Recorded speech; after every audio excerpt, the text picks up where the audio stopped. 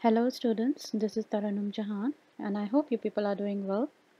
And again I'm here with you all people in order to start a new chapter from your civics.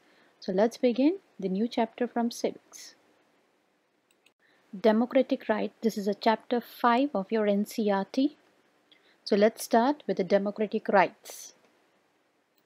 Here the chapter starts with the three cases, where you will compare the cases that whether these countries are enjoying the democracy, whether these people are enjoying the rights, whether these people are having a democratic country. With the cases, you will get to the conclusion after listening to their stories. So let's see one by one what exactly the cases have been given in your book, which will decide whether these people are having the democratic rights or not, whether these people are under the democratic rights, whether these people are enjoying those fundamental rights when the country says that we are under the democracy. So are they enjoying that democracy or not? After listening to all the cases, then we'll come to the conclusion that what exactly you want to say. So here the first is the Guantanamo Bay case, the next is the Kosovas case, and the next one is the Saudi Arabia case. So these are the three cases which we have to discuss. So the first one is the Guantanamo Bay case we are going to discuss. So here the Guantanamo Bay is an island near Cuba and it was under the US force. After 9/11 attack in New York, US defense people picked 600 people all over the world and they secretly held them in a prison of Guantanamo Bay. The US government claimed that they are the enemy of the country and they are directly or indirectly connected with the attack. So, however, the US government in most of the cases they did not even inform the government from where the prisoners belonged to. Slowly, the families of the prisoners got to know about the prisoners through media. The family of Albana, this is one person who has been prisoned by these US forces. So the Albana, in his family, there was 9 years old daughter of Albana by a name Anas. So she wrote a letter to a Tony Blair about the capture of his father. And she said that to the president during that period, Tony Blair was the president of US. So she said that president of America requesting his release of his father. So these people are captured without any judicial law. Why don't you please release them? There are many people apart from my father. So she has written a complete letter. I think that letter has been given in your textbook, what she has written. So the International Human Rights Organization, which is called as an Amnesty International, got to know that these prisoners are being tortured, which was against the US law. The international treaty even got to know this. So as per this treaty, they are not supposed to do this because this is against the human law. You cannot torture them by capturing them without informing the government. So even the prisoners protested with hunger strike there. The UN set up the inquiry and got to know about the prisoners were captured, though they are innocent. So the Secretary General of UN asked to release a prisoner, but the US government did not listen to him. However, Barack Obama promised to stop this inhumanity what was happening there. So Guantanamo Bay. But even though they have promised, but still there is no clue regarding the people who were captured, whether they are still alive or whether they have been killed, because there are no clues in the Guantanamo Bay that whether the prisoners are still there or not, whether they were captured. Each and everything has been completely removed from there, and still we have never seen the dead bodies of all the prisoners which have been captured. So they have just proved themselves to be a innocent one, and they have not done anything. Who? The US people. They have proved themselves to be an innocent, that we have not captured any of the prisoner. We don't know regarding any of the prisoner. So this is just a clue one, that you don't have any clue regarding this. It's just a never ending story that what exactly happened with the prisoners, where they have gone. So this is an example of the people leading a life without a democracy, isn't it? Do you agree that without, there is no human right? Unnecessarily you have captured the people, you have imprisoned them, you are torturing them. Though many of the people, even the International Human Rights Organization, that is Amnesty International, they are asking them to release, but still the US government is not listening.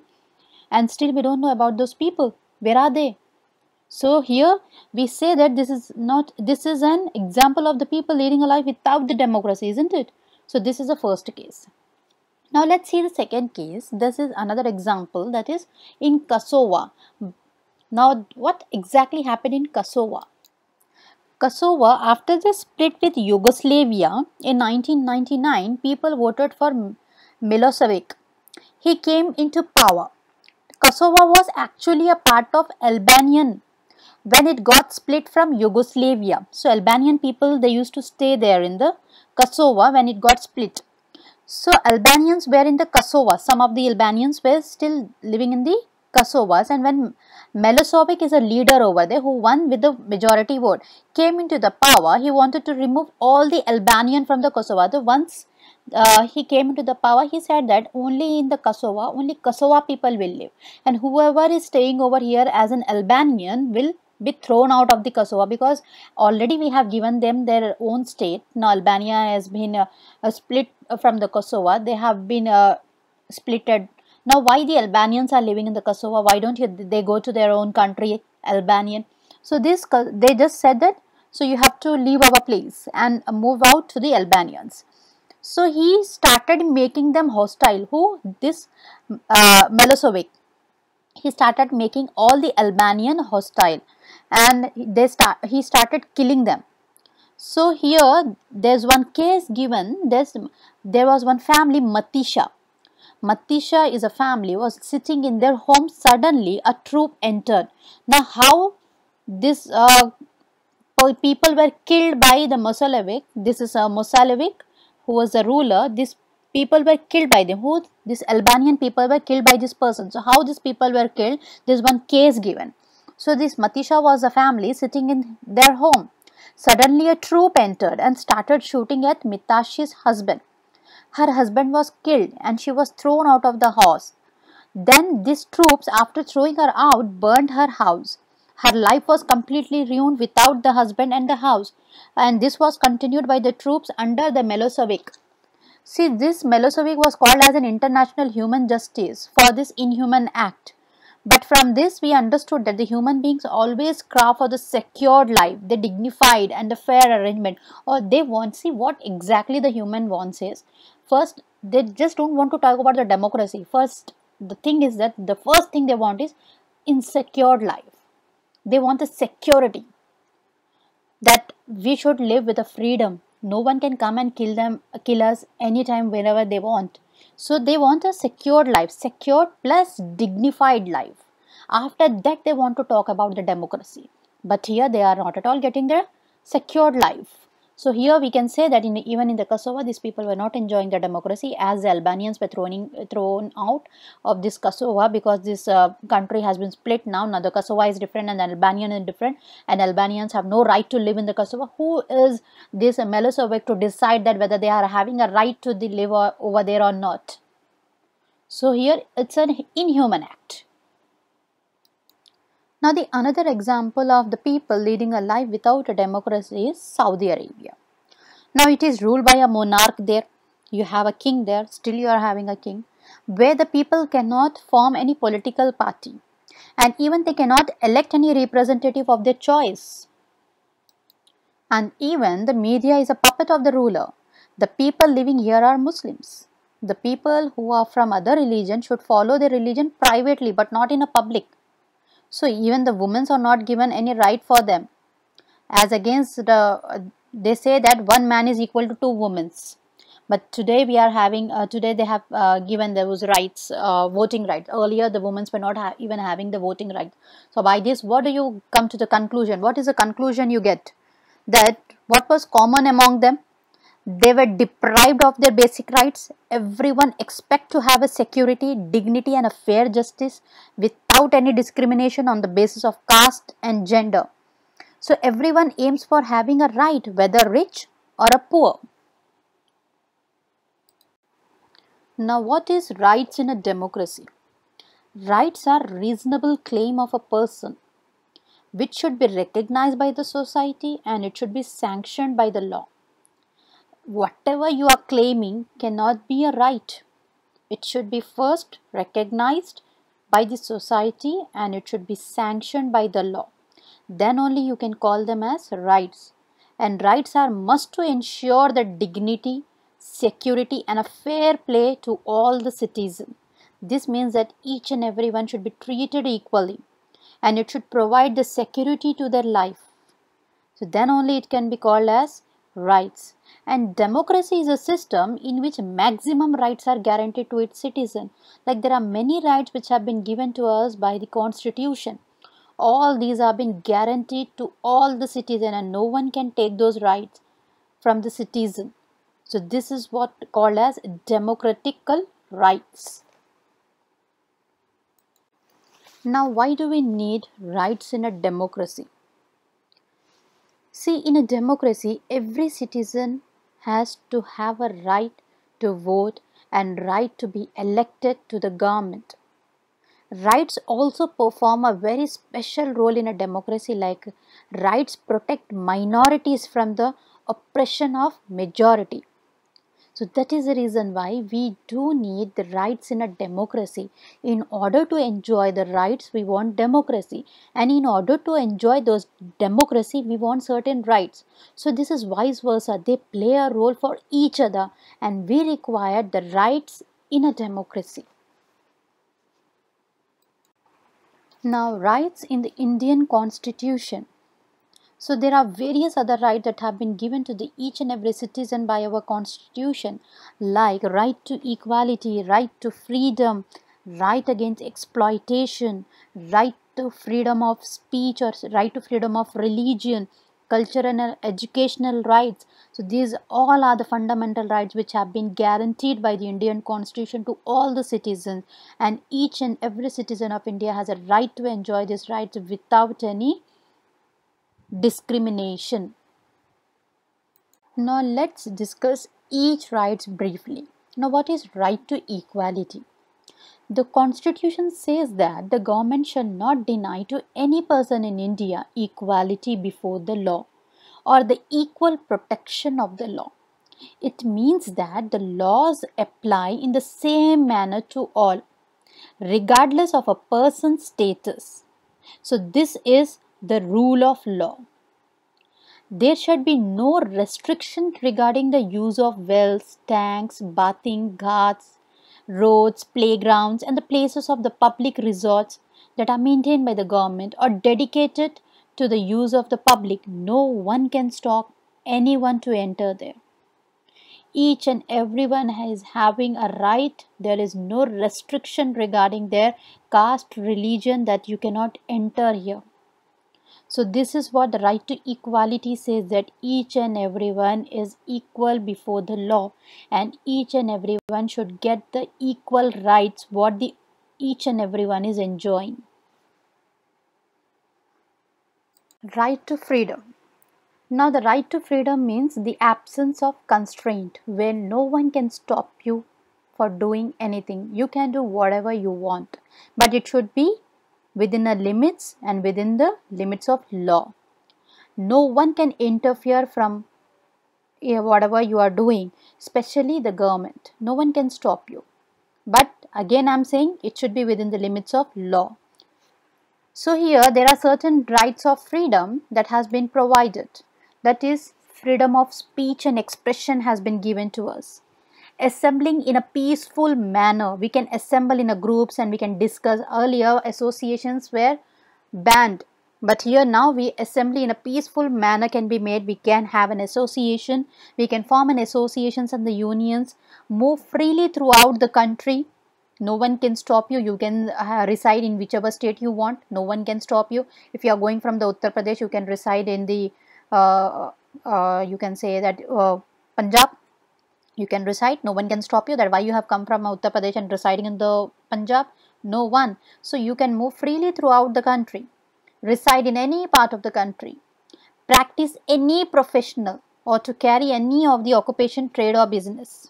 So you are having a freedom to do all these things within the limit of a law, like the freedom of expression, assembling in a peaceful manner, forming an associations or the unions, move freely throughout the country, reside in any part of the country, practice any professional or to carry any occupation, trade or business. Why this has been given? Earlier we never used to allow the untouchables in order to any other business. They were only they have to do the traditional work what they were doing earlier. and we have never given them the freedom to do any other business. So that is the reason why this right to freedom has been added, where you can practice whatever profession you want, whatever occupation you want, any kind of a trade or a business, but within a limit of law. Next right is right against exploitation.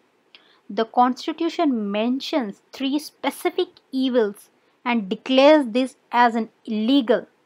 What are these three specific evil things? The Constitution prohibits traffic in human being. This means that earlier the traffics here means that selling of human beings. Especially this was done regarding the women for an immoral purposes.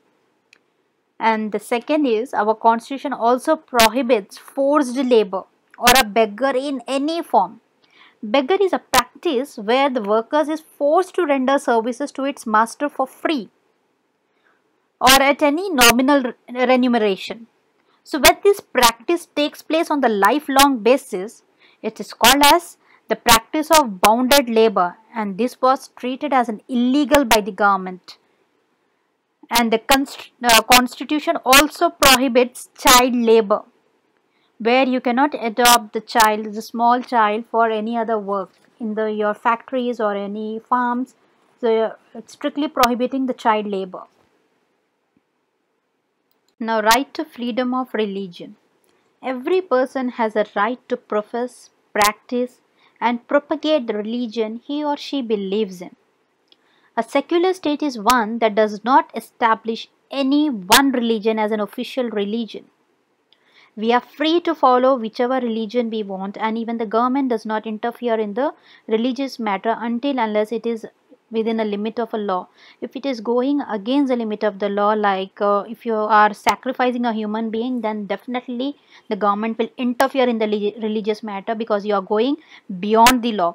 So if you people are not going beyond the law by giving a name of a religion, the government is not at all interfering in your religious matter. You are free to follow your religion. Whichever religion you want to practice, you can take up the religion. No one will question you. So this is what the right to freedom of religion is. Cultural and educational rights. The Constitution specifies the cultural and educational rights of the minorities. So here this right has been specially made for the minorities, because these people were not getting an education. For mostly the minority section, the Muslim section, the STs. So these people were not getting an education. They were not allowed to come into the institutes, the schools.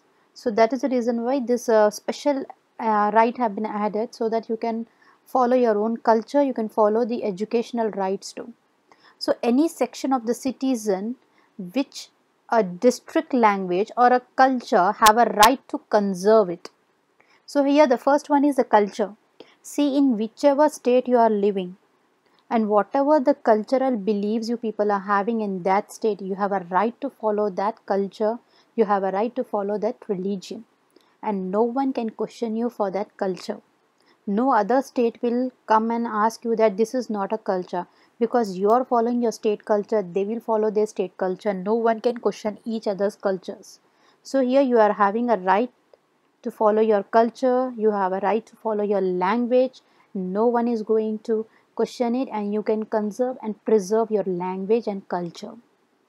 Now admissions if we say that according to the educational rights, admission to any educational institution maintained by the government or receiving the government aid cannot be denied to any citizen. You cannot deny any admission to any of the person just because on the basis of the religion or on the basis of the caste. Each and everyone has a right to be given as an admission in the school. If you are having a school, you are having a right to appoint anyone in the school without any discrimination of the caste system. You have to appoint them, give them the admission. Just not giving them the admission because she is from the lower caste or from the backward caste. You cannot do this. So every educational institute has a right to give an admission to each and every person without any discrimination on the basis of the caste and religion.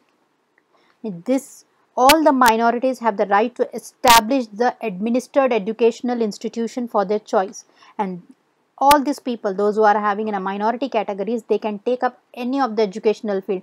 They can go and take the admission in any school, any colleges, and no one can stop you, and no one can deny your admission in that institute.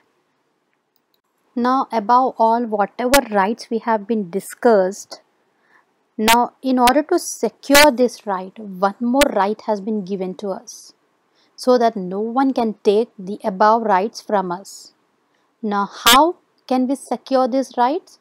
Because we have been given by the Constitution the right to constitutional remedies. Now, what is this right to constitutional remedies? The fundamental rights in the Constitution are very important because they are enforceable. We have the right to seek the enforcement of the above mentioned rights, and no one can stop us in order to enjoy all the above mentioned rights, and no one can take away those rights from us, because it has been guaranteed by the Constitution that each and every one has a right to enjoy the above mentioned rights. But this is cannot be taken up by anyone. So, in order to secure our rights, the right to constitutional remedies have been given to us. This itself is a fundamental right. This rights makes other rights very effective. Why? Because if anyone takes our rights, if anyone is denying any one of the above mentioned rights to us, we can directly go to the court and we can ask for a justice. In that way, the rights of constitutional remedies has given us that we can justify our rights in the court of law, and no one can take our rights on the basis of the caste, religion, or discrimination. That is the reason why the right to constitutional remedies have been added, that if anyone is not giving you this rights, if anyone is denying in order to give this right, you have a right to just knock down the door of the judiciary. So that is why Dr. Ambedkar called the right to constitutional remedies the heart and the soul of our constitution. Now, expanding the scope of rights. Now the time has been changed drastically. The people's mentality has been changed now. Now the people are educated. They know what they exactly want more from the constitution, more from the government, more from the law. So according to their demand, according to their wants, many of the new fundamental rights have been coming up, and in the near future many of the rights may be added.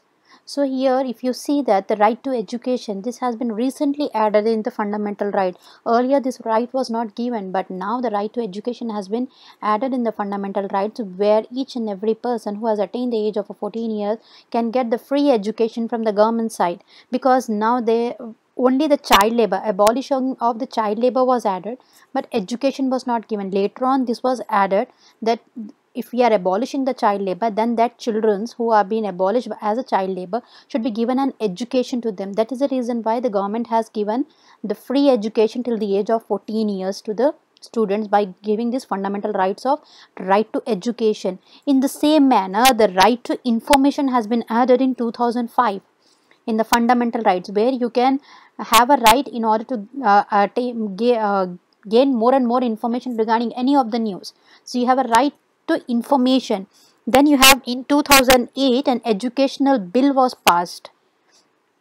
As I said, that educational bill, that is till 14 years a compulsory a free education to all the children who have attained the age of 14, till the age of the 14. From 6 to 14 years free education has been given by passing a bill called the Education Bill in 2008. So these are the recent added fundamental rights which have been added in the Constitution.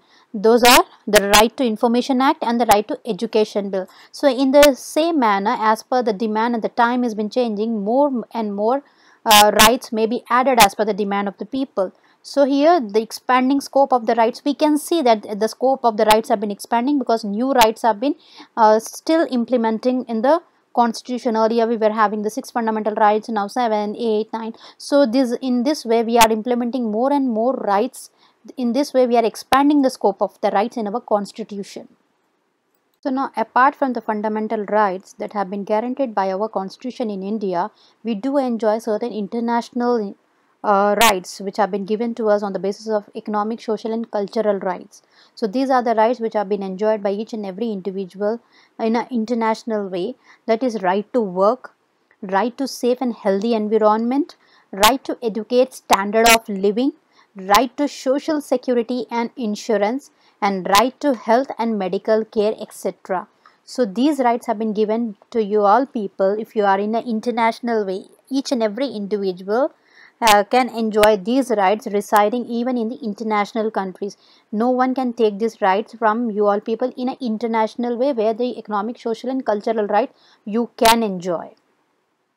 Then there is one more example. It has been given that how the South African constitution has been guaranteed. So now when we have started our chapter, we have started the chapter by comparing with the international countries, that whether they are enjoying the democracy or not.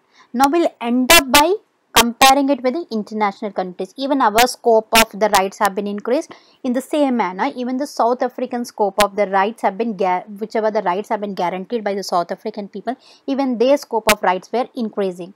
Like earlier, these people, they were not enjoying this right, but the new rights have been added, like right to privacy was not there earlier in South Africa. Now they have been given as a right to privacy, and even right to have a safe environment was not given. Now they are having the right to safe environment even. Apart from this, they are also enjoying the adequate housing, right to access to the healthcare, sufficient food and water. So the new rights were right to privacy and right to have a safe environment. These were added in South Africa. So here these are some of the important questions of the democratic rights. So, and I hope that you people can answer all the questions, as each and everything has been discussed in the PPTs. So with the help of this PPT, try to answer all the questions, girls, and do answer it in your fair registers.